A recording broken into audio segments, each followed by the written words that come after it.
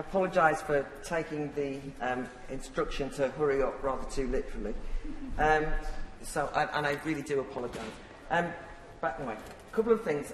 Despite being an anti-racist and a football fan, I actually do have serious free speech concerns about Lord Balsam's amendment.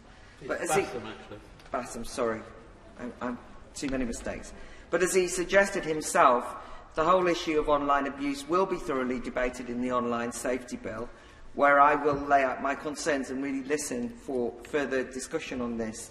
But for now, I wanted to focus on Amendment 292Q, because I'm rather concerned about that amendment tabled by the Noble Lord Coker.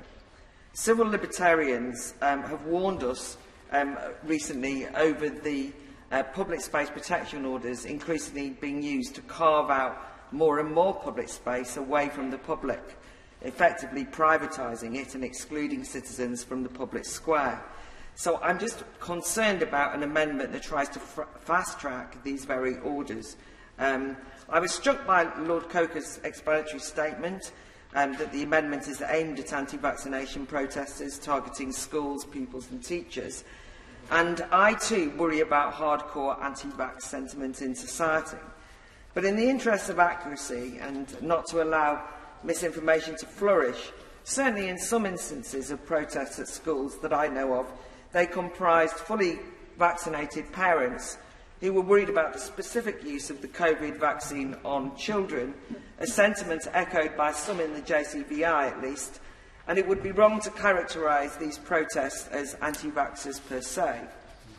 But also, I suppose, because the amendment was discussed in relation to anti-vaxxers, it could be used against any protest, and I wanted to ask if, whether other protests would be targeted by the amendment.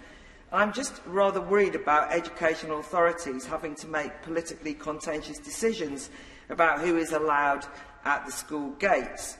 I'm thinking of the instances in the build-up to COP26, when there was a lot of leafleting of school pupils by environmental activists advocating eco-school strikes.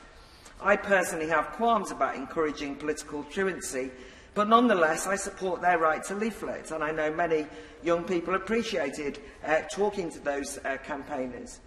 Or what about the scenes at the Batley Grammar School last year by some Muslim parents and religious activists? Those protests were not only supported by a range of politicians, but the protesters' demands were conceded to, which has led to a de facto blasphemy law being allowed to interfere in the school curriculum and a teacher driven into hiding. I not only don't support those protesters' aims at all, and have spoken out against them a lot since, but I'm minded to defend their right to demonstrate. But I appreciate it's tricky. But I suppose my question to Lord Coker is, who decides which political demonstration outside a school is acceptable? Would he ban all parent demonstrations or just the ones he disapproves of? I think these are morally and politically delicate dilemmas, and I just argue that matters of legislative changes should not be rushed through.